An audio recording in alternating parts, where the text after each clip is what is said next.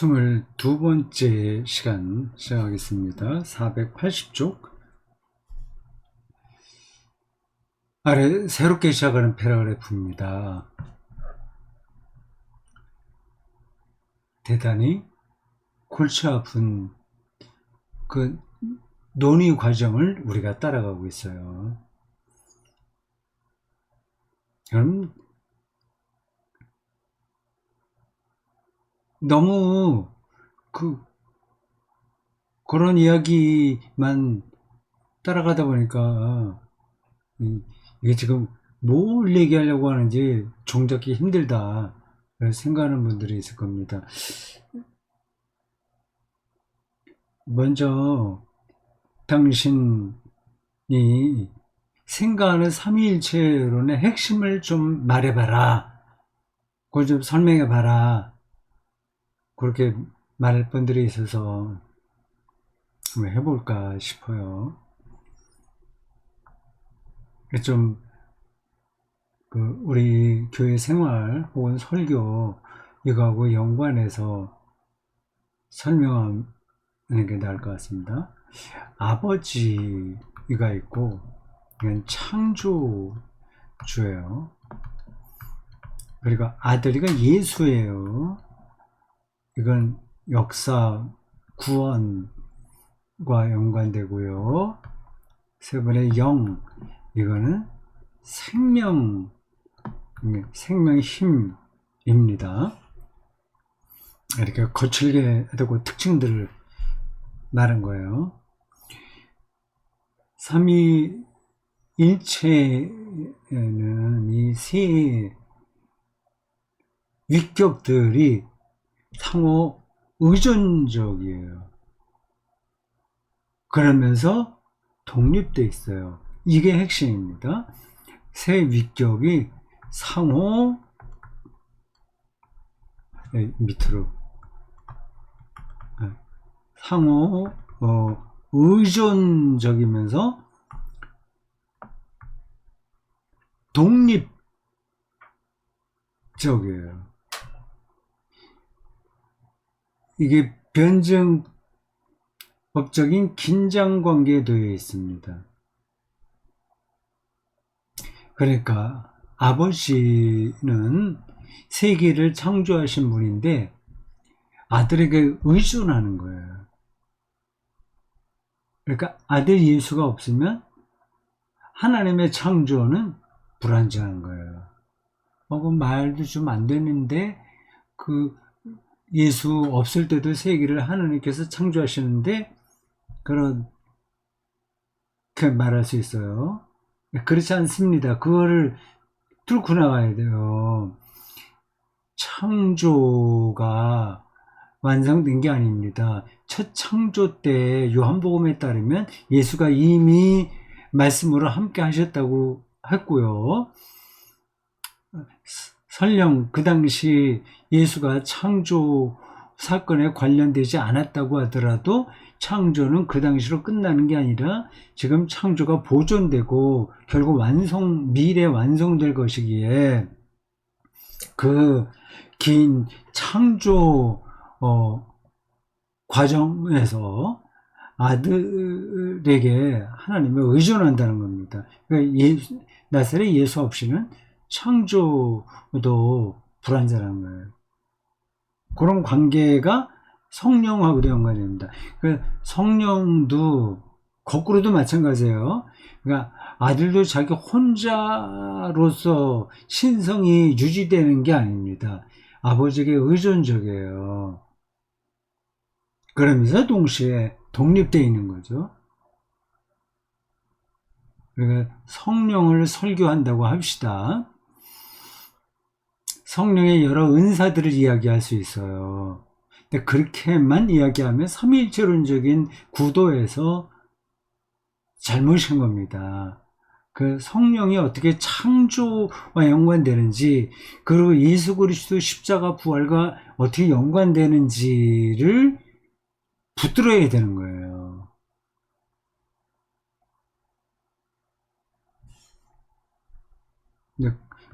삼위일체론적인 유기적 연관성, 이런 것들이 확보돼야만 우리는 그리스도교의 설교라는 그 중심에 서는 겁니다. 각각 따로 놀면 안 돼요. 예수가 우리의 죄를 대신해서 십자가에 지셨습니다. 우리가 그 은혜 감사합니다. 여기만 떨어지면 안 된다니까요. 그 창조와 어떻게 연관되는지 도 살펴야 돼요. 하여튼 그렇습니다.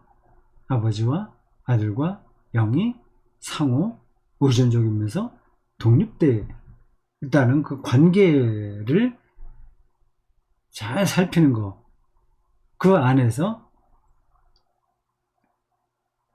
하나님의 하나님 되심을 확보하는 거, 이게 삼위일체론의 핵심이라고 할 수 있습니다.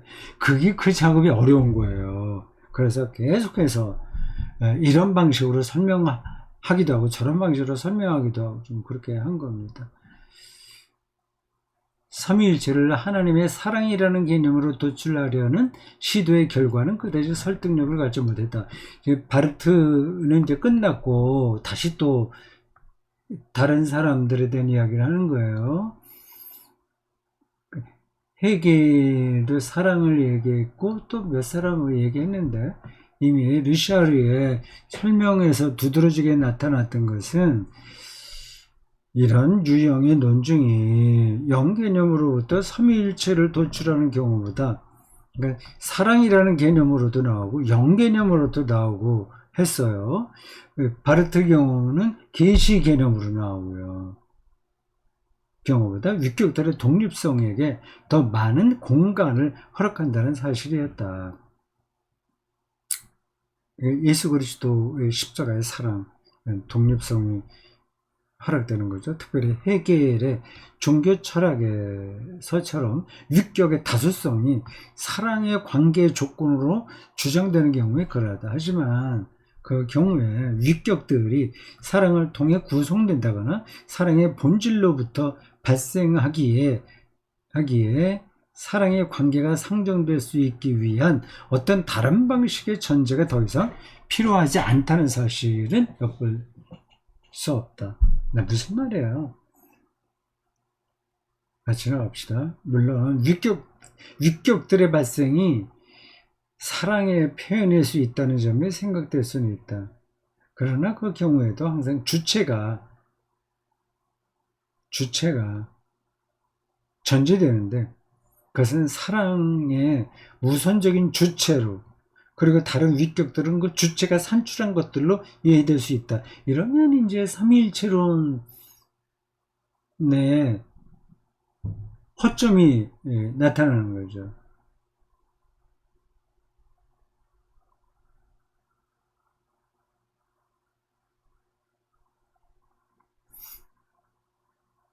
이와 함께 유일한 신적 주체의 표상이 다시 등장한다.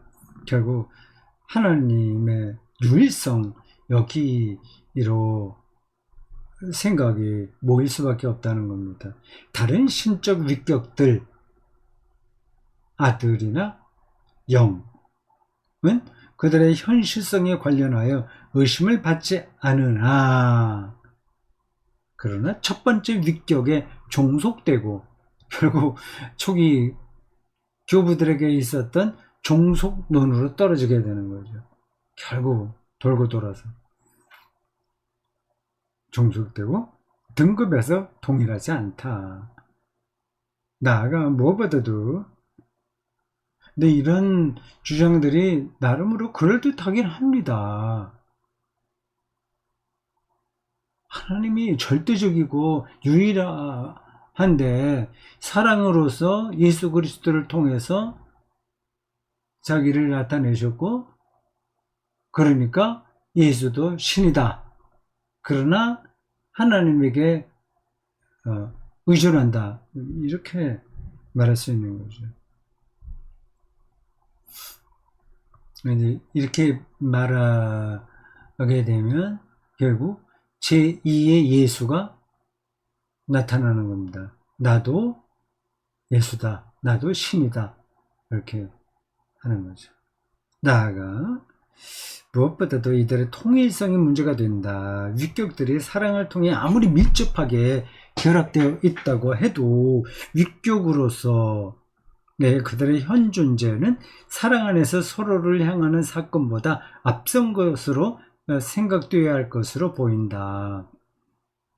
위격적 존재가 아버지, 아들, 영, 각각 위격적 존재가 사랑의 본질로부터 구성되었다고 해도 그 본질이 위격들 안에서는 단지 현상적으로만 등장하는 독립적 실제라고 생각된다면 말이다. 대부분의 경우 사랑은 신적 위격들의 속성 혹은 활동으로만 이해되었다.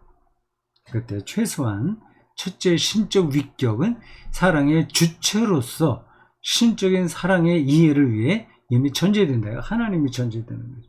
아버지가 전제되는 거죠. 반면에 첫 번째 위격으로부터 발현한 다른 위격들의 경우 그 첫 번째 위격에 대한 종속론의 어려움들, 그리고 그 밖에 신적 단일성에 대한 삼신론적인 위험들을 겪게 된다. 계속 그 현대신학에 와서도 그 문제가 다시 발생하는 거예요. 그건 초기 그리스도교에 있었던 거예요. 삼신론, 종속론, 유일신론. 종속론은 이제 유일신론에 속하는 거죠. 단일신론이죠. 유일신론이라기보다 단일신론. 하나는 하나님 하나다. 여기에 묶이는, 그게 도구마가 되는 겁니다. 더구나 그 표상들은 요한일서 4장 8절 본문에도 부합하지 않는다. 다시 말해 9절은 하나님의 사랑하셨다라고만 말하는 게 아니라 하나님의 사랑이시다라고 말한다. 우리가 하나님이 사랑하는 주체라는 표성을 따를 경우 그와 같은 사랑에, 그 생각에 도달하지 못한다. 서로를 향해 사랑을 베푸는 다수의 위격들이 전제되는 경우에도 이 위격들은 어떤 다른 것, 즉 사랑을 통해서 결합된다. 여기서 사랑은 위격과 비슷한 어떤 제3의 것이 아니라 세 번째 위격으로 생각될 수 있다. 자, 그리고 쭉 작은 폰트 글씨로 보충 설명이 나와요. 이거 쭉 한번 읽어보겠습니다. 건너뛰어도 되긴 하는데, 그래도 이왕 우리가 꼼꼼히 읽기 시작했으니까 쭉 읽어보겠습니다. 중간에 다른 설명하지 않겠어요. 하나님을 저편에 계신 사랑의 주체로, 그리고 사랑을 통해 합일된 삼위일체 위격들의 다수성으로 이해하는 것에 반대하여 포에르바흐는 하나님과 사랑을 동일시하는 요한의 관점을 이용할 수 있었다. 사랑이 그런 위격적인 대립들을 지양한다는 것이다. 에버하르트 융엘은 파넨베르크와 동시대에 살았던 사람이 약간 더 젊어요. 그 비판에 상세히 개입하면서 그것에 대응했다. 이 비판은 사랑을 추상적 에로스라는 의미에서 이해했으며 인간의 자기 실현의 총괄 개념으로서 존재했다는 것이다. 하지만 실제로 포에르바흐는 사랑을 종의 힘으로 이해했는데, 종, 가툼스크라프트, 하나의 종이다. 인간 종, 종이듯이 구분하는 거 있잖아요. 속, 목, 이렇게 중요하는 거죠. 종의 힘으로 이해했는데, 그 힘을 통해 종이 개별자들보다 강한 것으로 입증된다는 것이다.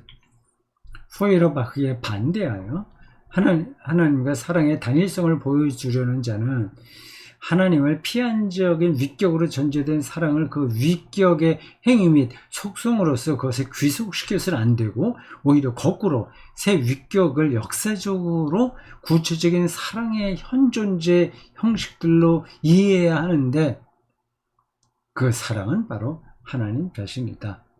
이게 융헬의 설명을 지금 따라가고 있는 거예요. 이에 대해 융헬은 하이니 숄츠에게 동의하면서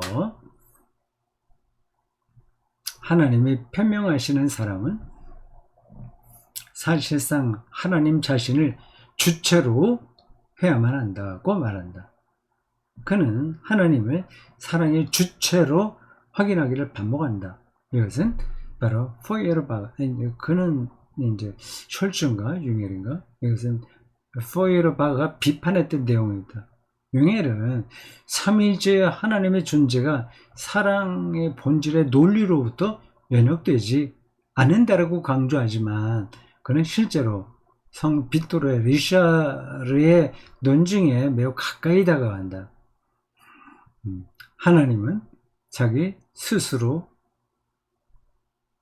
폰지아우스 사랑하는 자이시다. 그러나 그 사랑을 항상 받아들이는, 사랑받는 자와의 관계가 없다면 자기 스스로 사랑하는 것이 불가능하기 때문에 자기 스스로 사랑하는 자는 언제나 사랑받는 자와 관계되어야 한다.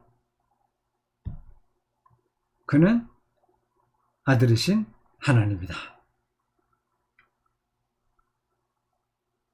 윙헬은 아마 이렇게 쓸 겁니다. 스펠링 융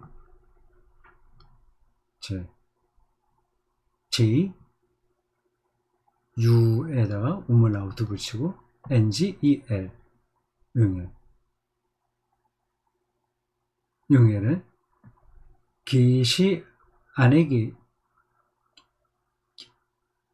계신 하나님의 자기 긍정이라는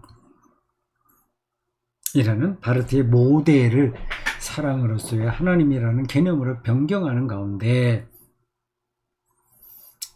내재적 삼위일체, 제가 앞 시간에 언급했던 단어입니다. 내재적 삼위일체와 관련되는 또 하나의 단어가 경륜적 삼위일체라고 그랬죠. 네, 구분성이라는 위격적 특성을 위한 더 많은 공간을 확실히 획득했다.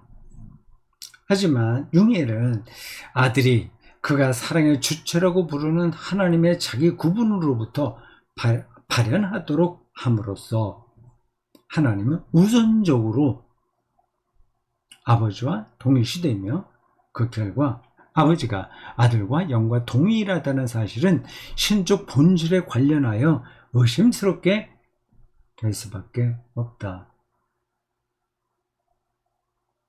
융헬을 비판하는 대목이에요.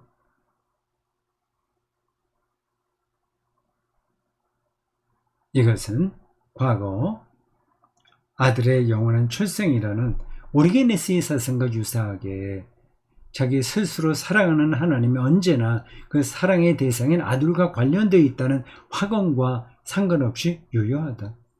동시에 그와 같은 융헬의 진술에 따르면 엄밀한 의미에서 요한의 말씀이 왜 하나님이 단지 사랑을 소유하는 것만이 아니라 사랑 자체이시라고 말하는지 정확한 의미로 이해되지 않는다.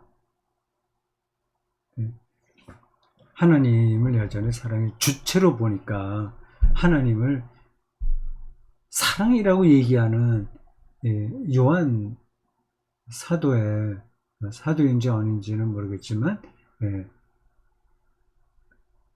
이 발언에 좀 들어맞지 않는다. 그럽니다.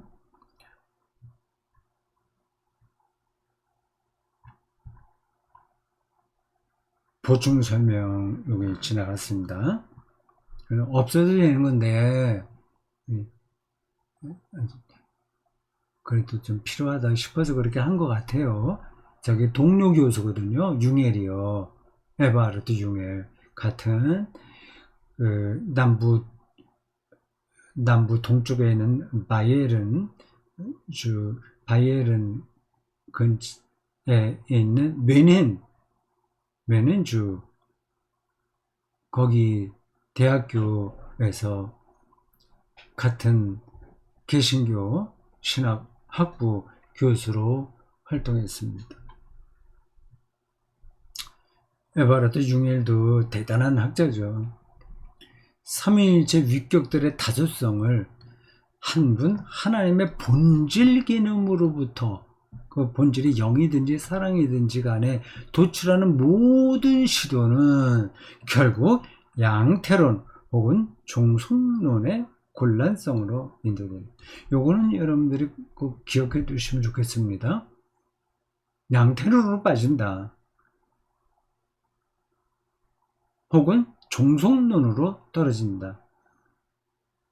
하나님의 본질 개념으로부터 하나님은 본질적으로 주체야 이렇게 생각하는 거예요.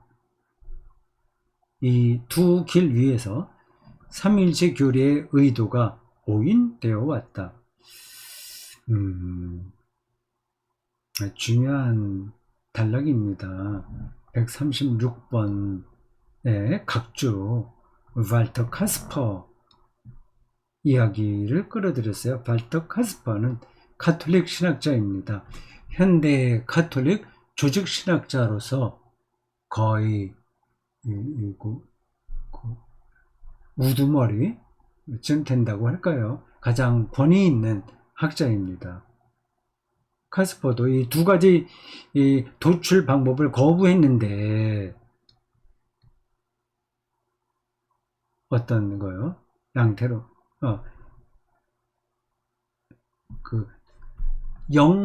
하나님 본질이 영이야. 하나님의 본질은 사랑이야. 이런 시도가 좀 잘못됐다는 얘기잖아요.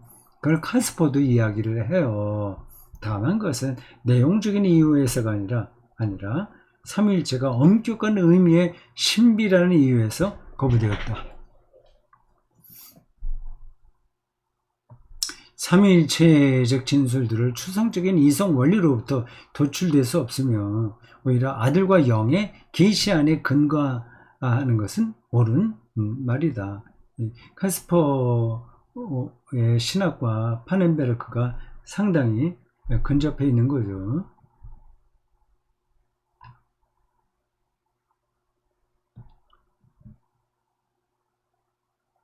사랑이라는 개념에서 시작하는 논증은 신적 자의식의 사고로부터 도출되는 논증보다 기독교적인 하나님 이해 및 삼위일체론에 더 가깝다. 왜냐하면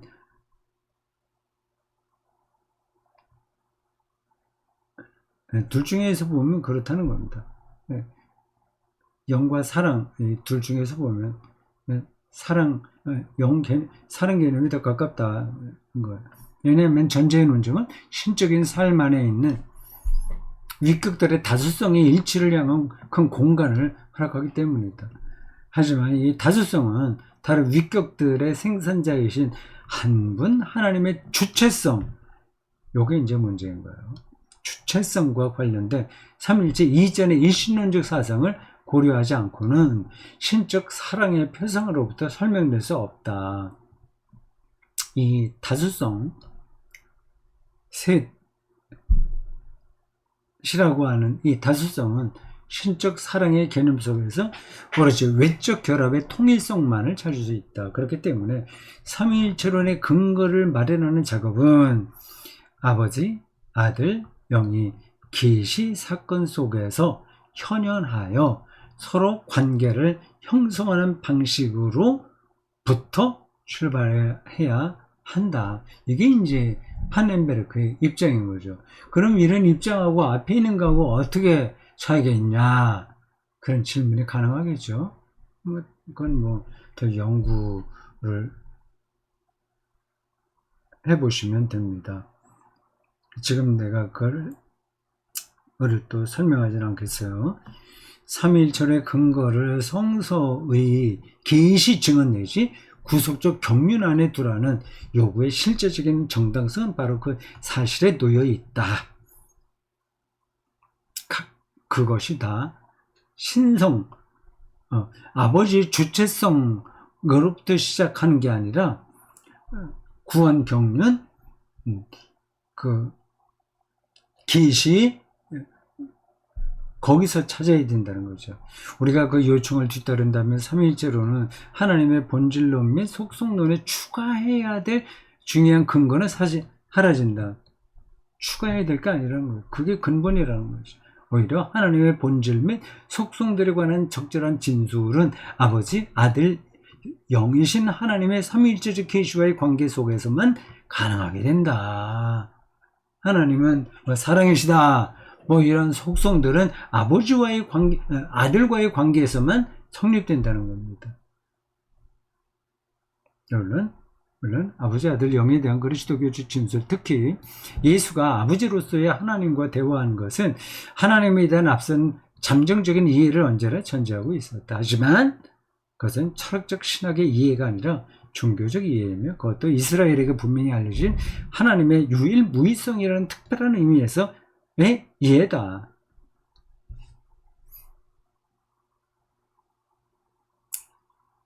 그와 같은 하나님 이해는 이스라엘의 종교사적 주변 세계와 논쟁하는 과정에서 나온 결과였다. 재밌죠? 이런 표현이요. 이것은 제4장에서 계시 개념을 다루면서 논의되었다. 하지만 그와 같은 유대교적 하나님 이해는 결국 예수의 아버지에 대한 관계 속에서 다시 한번 암묵적으로 변형되었으며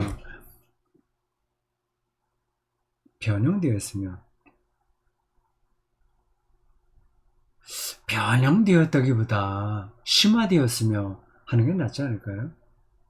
이 변형에 독일어 뭐를 썼는지 모르겠습니다. 명시적인 표현은 그리스도교적인 삼위일체론 안에서 발견되었다. 한 분 하나님, 그분의 본질, 그분의 속성에 대한 그리스도교적인 진술들은 예수의 아버지에 대한 관계 속에서 계시된 삼위일체 하나님에게 관계된다.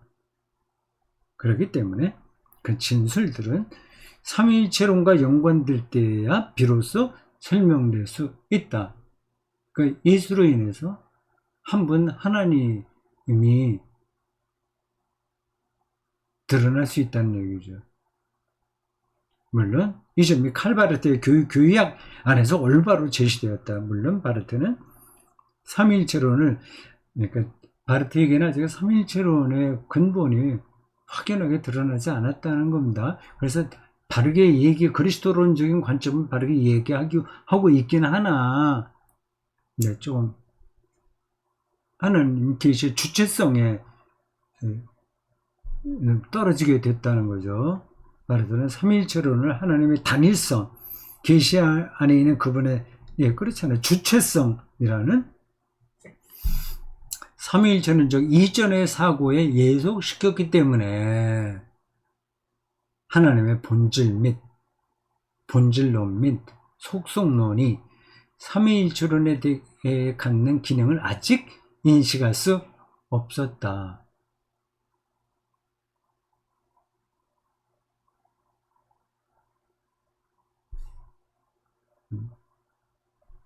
이 기능은 삼위일체 하나님의 본질과 속성들에 대한 질문을 통해서만 비로소 그 하나님의 단일성이 주제화될 수 있다는 사실에 놓여 있다. 그렇게 될 때 삼위일체를 아버지의 위격으로부터 혹은 신적 본질의 단일성으로부터 도출하려는 시도와 피할 수 없이 결합되어 있는 오류들을 회피할 수 있게 된다.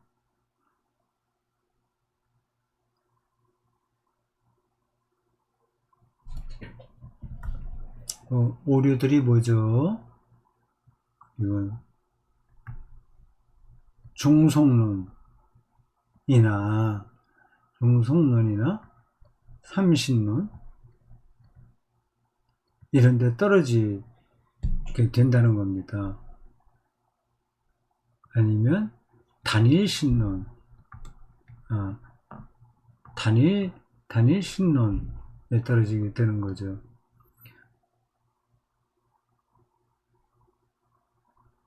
우리 일반 그리스도인들은 이제는 기독교 역사에서 삼위일체와 연관해서 논의된 많은 주장들을 듣다 보면 다 옳아 보입니다. 그럴듯해 보여요.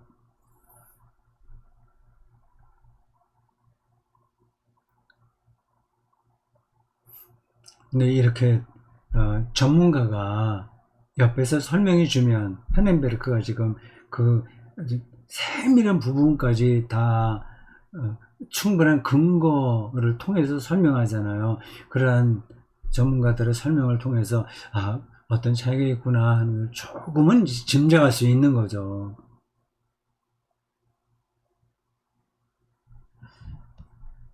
자, 이제 본격적으로 삼위일체론의 근본 주제로 들어갑니다. 신적 위격들의 구분성과 단일성. 네, 이게 하나로 서로 종속이 아니라 서로 의존하면서도 독립되어 있는 구분성. 네, 이런 것들을 잘 이제 설명해야 되겠죠. 그래서 설명들이 이제 나오게 될 겁니다. 이제 3번은 0, 2, 3 이렇게 가겠습니다. 수고하셨어요.